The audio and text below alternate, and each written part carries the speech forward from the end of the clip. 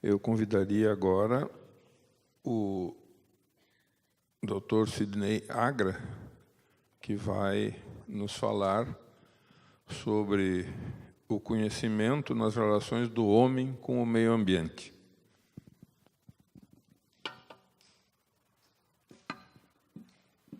Boa tarde a todos. Antes de mais nada, agradecer mais uma vez à DCE o convite para estar aqui nesse mais essa edição do FASE, é a segunda edição que eu tenho a honra de participar como palestrante, então é uma alegria muito grande. E nessa edição de 2018, essa oitava edição, então, falar dessa relação do homem com o meio ambiente sobre a ótica do conhecimento, né? Eu sou, como foi apresentado antes, um engenheiro, trabalho com gestão ambiental, trabalho com gestão de recursos hídricos e busco fazer isso também inspirado nos princípios da fé que eu professo, da fé que eu vivo, de modo que eu gosto de brincar, que quando a DCE me faz esse tipo de convite, eu consigo vivenciar aquilo que São Bento diz quando fala em ora et labora, porque eu consigo misturar um pouco do que eu faço profissionalmente, mas também com o que eu faço na minha atuação cristã, católica, enfim, participo de movimentos da Igreja Católica, tenho a minha paróquia, me envolvo lá com preparação de casais aos sacramentos, enfim, por aí vai. Mas a ideia é a gente falar sobre essa relação do homem com o meio ambiente. Quando a gente pensa até onde a gente veio, né, com a brilhante explanação inicial que nos conta um pouco de como a história do conhecimento, entendendo o nosso conhecimento como a soma das nossas experiências, dos nossos aprendizados ao longo da nossa vivência, daquilo que a gente foi acumulando ao longo da vida, seja ela o tempo que ela tem, para alguns ainda mais curta, para outros já mais vivenciada, a gente chega até o ponto onde nos encontramos. E quando a gente pensa dessa nossa relação com o meio ambiente, com a nossa casa, com o planeta onde a gente habita, a gente se pega em situações muito contraditórias. Eu sempre gosto de fazer esse tipo de provocação, porque nós somos excessivamente críticos com os outros, né? Enxergamos desmatamento, uma coisa absurda, a poluição dos rios, uma coisa inaceitável, e a gente esquece que quem aperta a descarga todo dia é a gente esquece que quem não separa lixo em casa é a gente esquece que quem compra excessivamente é a gente, quem descarta sem necessidade é a gente. Nós somos o foco do problema da péssima conservação do meio ambiente que a gente contempla ao olhar a criação. Recebemos a criação como dom de Deus, recebemos a missão de bem cuidá-la e erramos bastante ao fazer isso. Então o conhecimento nos traz nesse dilema que o Papa Francisco nos provoca na Laudato Si, uma encíclica, a sua primeira encíclica, a única por enquanto, que nos fala do cuidado com o planeta, do cuidado com a casa comum.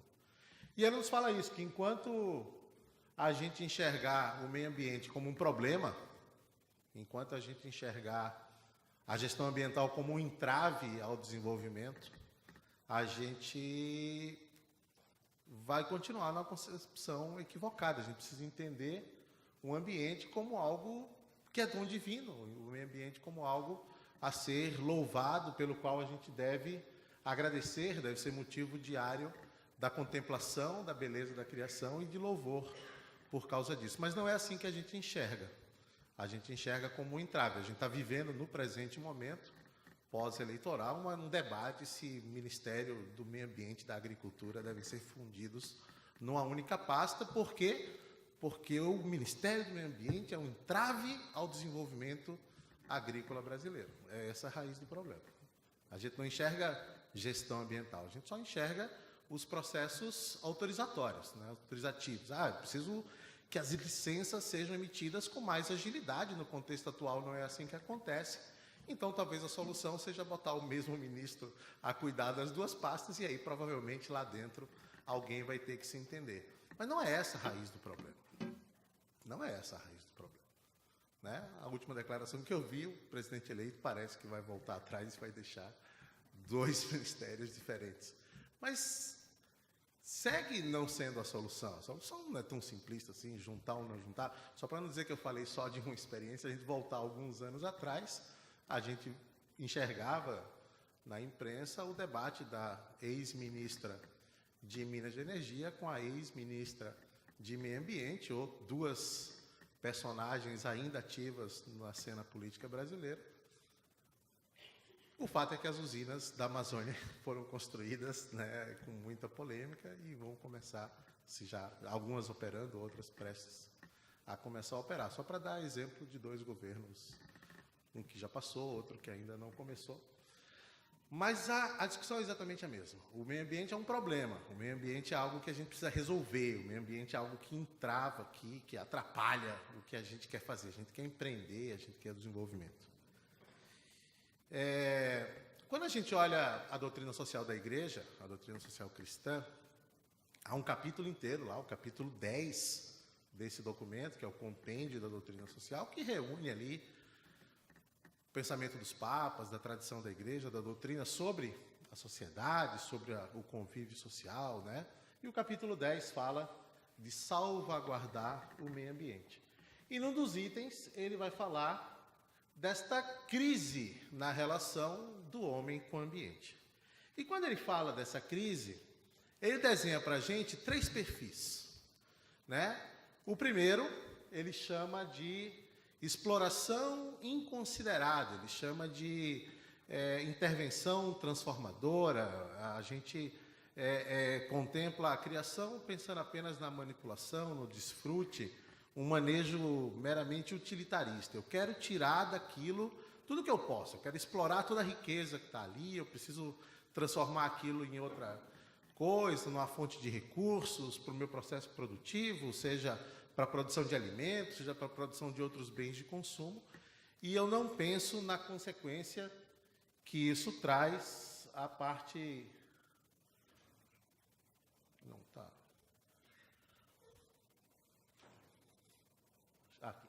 Não penso na consequência que isso traz para o elo mais fraco da nossa cadeia, que é o próprio ecossistema, né? A gente pensa no aspecto utilitarista e ignora que ali também há vida e que nós, seres humanos, né, sofremos com a nossa má gestão, porque perdemos outras coisas, perdemos outras fontes de riqueza, perdemos outras fontes... talvez de remédios, outras fontes de outras coisas que também nos são valiosas e que muitas vezes ainda desconhece, nem sequer conhece o potencial de tudo que a gente destrói. Por exemplo, quando fala em desmatamento de áreas como a Amazônia, a gente sequer tem catalogado o que tem de biodiversidade lá para saber o que é que a gente está perdendo quando de fato autoriza um processo de desmatamento naquela região. Esse manejo utilitarista eu gosto de representar, eu desenho mal até no computador, né? Impressionante, mas eu quero mostrar aqui a relação do homem com Deus, que o padre vai aprofundar na sequência, mas dessa relação, lá no capítulo, no início do livro do Gênesis, Deus nos convida a essa missão do cuidar do planeta. Não é a mesma coisa, né? Agora eu aprendi, mas enfim, recebemos como dons de Deus, né, o nosso conhecimento, a boa técnica para usar aquilo em favor da criação, para usar aquilo em favor da conservação, do cuidado. Claro, também tirar dali o nosso sustento, claro, também tirar dali aquilo que a gente precisa. E o que a gente faz, como em muitas outras coisas que o dom de Deus nos é apresentado, a gente manipula, a gente muda, a gente usa aquilo que é uma dádiva com outra intenção e meio que inverte esta relação, e eu quero usar isso agora para tirar dali, não mais para cuidar daquilo, mas para explorar aquilo. E, de novo, né, em limites que a gente ainda desconhece as consequências. Acho que, como tema do painel e do fórum como um todo o conhecimento, eu quero resgatar bastante isso, né? A gente ainda desconhece as consequências de algumas coisas que a gente aceita usar, de algumas coisas que a gente aceita fazer. O segundo caso que o documento nos fala é de um grande risco também, que é o de divinizar a criação, divinizar a natureza. Ou seja, eu passo não mais a enxergá-la como criação e passo a enxergá-la como a própria divindade. Isso também está errado, né? Isso também está errado e talvez seja boa parte do nosso problema em relação a entender a gestão ambiental como entrave e não como solução, né? Então, eu passo a ter um comportamento de que aquilo é algo meio sagrado e aquilo tem um valor muito além do que é razoável, e aí também nada pode, né? Nada pode, e a gente fica num caso ainda também bastante complicado, bastante perigoso.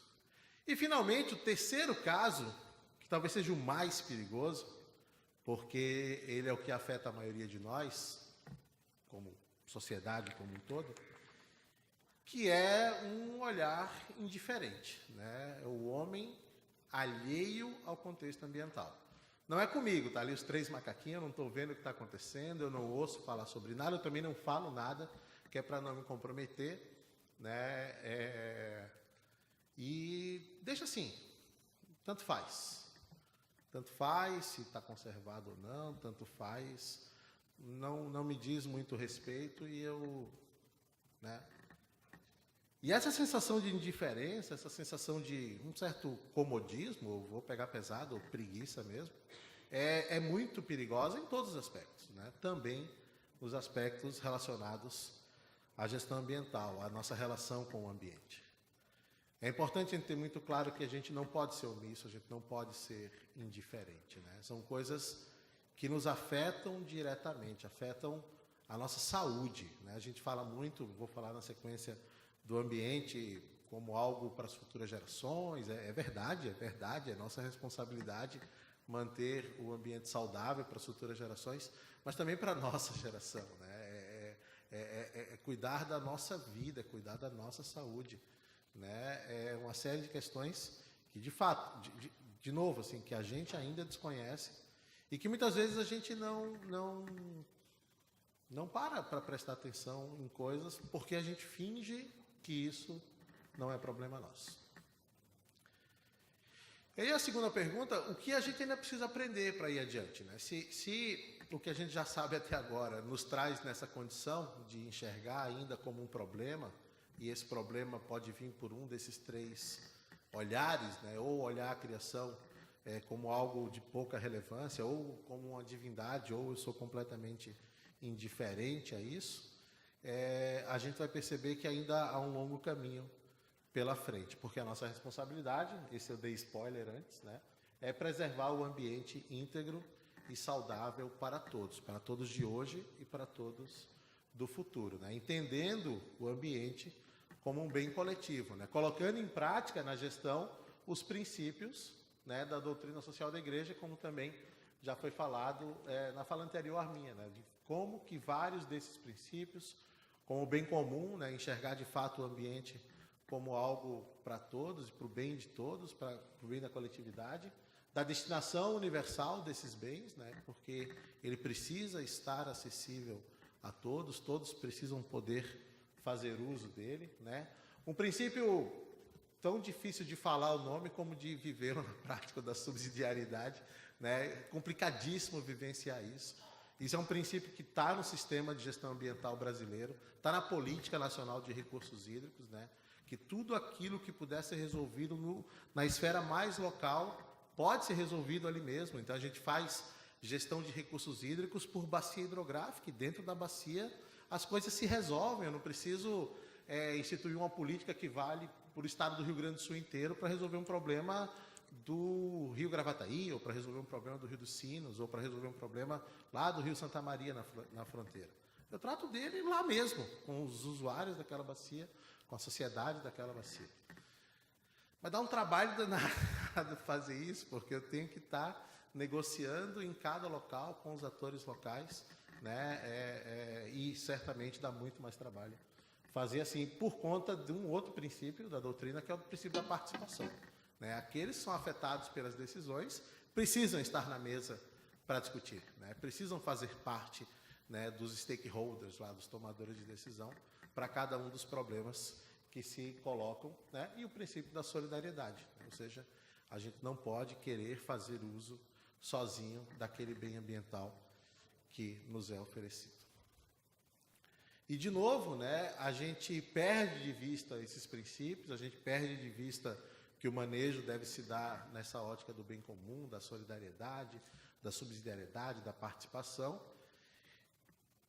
E isso não vem de agora, assim, não é algo, apareceu agora, na Laudato Si a igreja começou a falar disso, agora a gente tem uma provocação. Esse documento do Papa Paulo VI é de 1971, um documento comemorativo aos 80 anos da primeira encíclica de Leão XIII, que foi o primeiro documento que começa a trilhar o caminho que hoje a gente reconhece como doutrina social da igreja, que era Rerum Novarum, e esse documento comemora os 80 anos, e tem esse nome por isso, é de 71. Para os que conhecem minimamente a história do pensamento, da gestão ambiental, do meio ambiente, da ecologia, do cuidado do meio ambiente, sabe que a primeira grande conferência das Nações Unidas sobre isso é em Estocolmo, em 1972.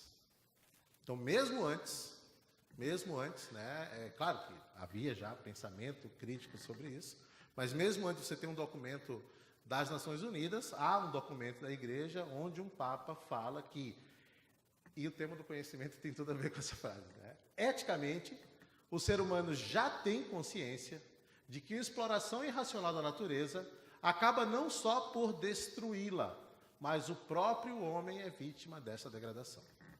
Então, de novo, o fato da agressão, o fato do desmatamento, o fato da poluição, o fato de seja lá qual for o dano ambiental, não causa apenas um dano ao ambiente, mas causa um dano a nós mesmos, né? Porque, de novo, a gente tem prejuízos atrelados àquele gesto.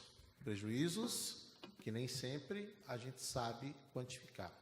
Prejuízos que a gente ainda desconhece o seu tamanho. Só para dar mais um exemplo, São João Paulo II, né? De novo, mesmo contexto, agora é o documento dos 100 anos da Rerum Novarum, 20 anos depois, em 91. Ao destruir a natureza, o homem manifesta o desconhecimento da sua própria e profunda verdade, da sua relação ontológica com os outros e com Deus. É um sinal da não colaboração com Deus na obra da criação.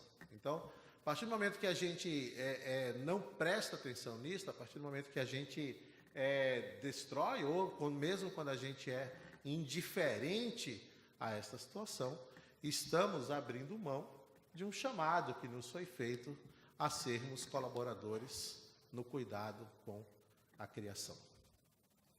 Mais recentemente, então, o Papa Francisco, na Laudato Si, tenta trazer para a gente uma nova forma de olhar isso, né, que é o que ele chama no documento de ecologia integral, né? E é integral no sentido de que deve abranger todos os aspectos da nossa vida, inclusive algo que lá ele chama de espiritualidade ecológica, né? Então, não é só do nosso agir, do nosso pensar, mas também da forma como a gente reza a respeito do cuidado com a nossa casa comum. Ele vai falar quando a gente fala em meio ambiente, a gente faz referência a uma coisa particular, né, da criação, essa relação entre natureza e a sociedade que habita aquele ecossistema.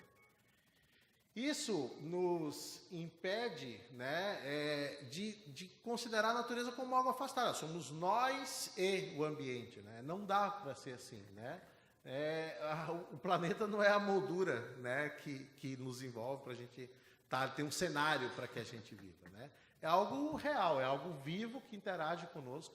Nós estamos incluídos nela, nós somos parte dela e estamos, né, com essa relação de compenetração nessa relação do homem com o ambiente. Então, esse é talvez um conceito, né, uma forma de olhar diferente daquele inicial lá, né, que a gente enxerga o ambiente como um problema. Isso aqui a gente tem que resolver, tem uma problemática ambiental aqui que nos atrapalha. E aí, de novo, eu sou obrigado a resgatar essas 4 figurinhas aí, que eu mostrei no Sexto Fácil, quando eu estive aqui falando de comunicação. E a pergunta era como a gente se comunica a respeito do meio ambiente. Agora, eu pergunto o que, de fato, a gente sabe a respeito de alguns temas, né?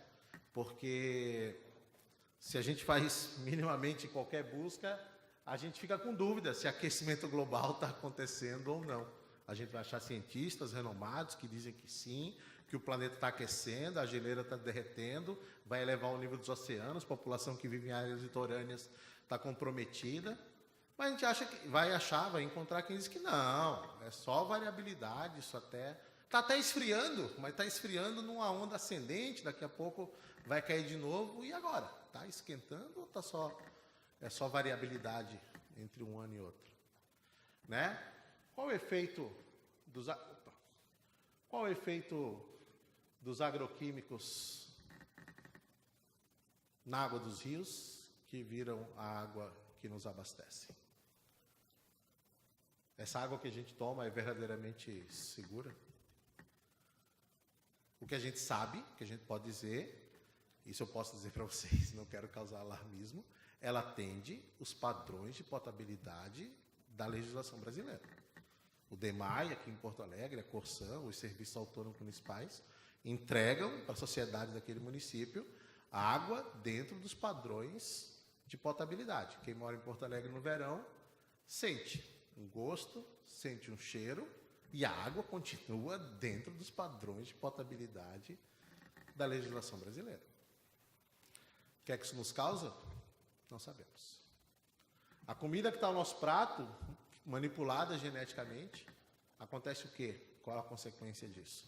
Vamos achar pesquisadores renomados que dizem está tranquilo, não vai dar nada, segue a vida, está tudo bem.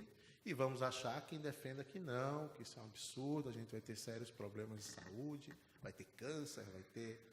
De novo, não quero alarmar, não quero ser trombeta do apocalipse, mas, de fato, a gente não sabe. A gente não sabe. A gente vive uma sociedade de informação, a gente encontra isso lá no Google, né? E vai ler e vai se surpreender, vai se alarmar, mas a gente não consegue minimamente transformar essa informação num verdadeiro conhecimento a respeito daquilo que nos cerca. E para fazer isso a gente ainda tem uma longa jornada pela frente, né? E talvez mais alguns onde a gente possa aprofundar discussões como essa, como também na academia, enfim, como sociedade, como um todo, a gente precisa crescer muito nesses aspectos. Mais uma vez, muito obrigado pelo convite, a gente conversa mais um pouco. Obrigado, professor Sidney.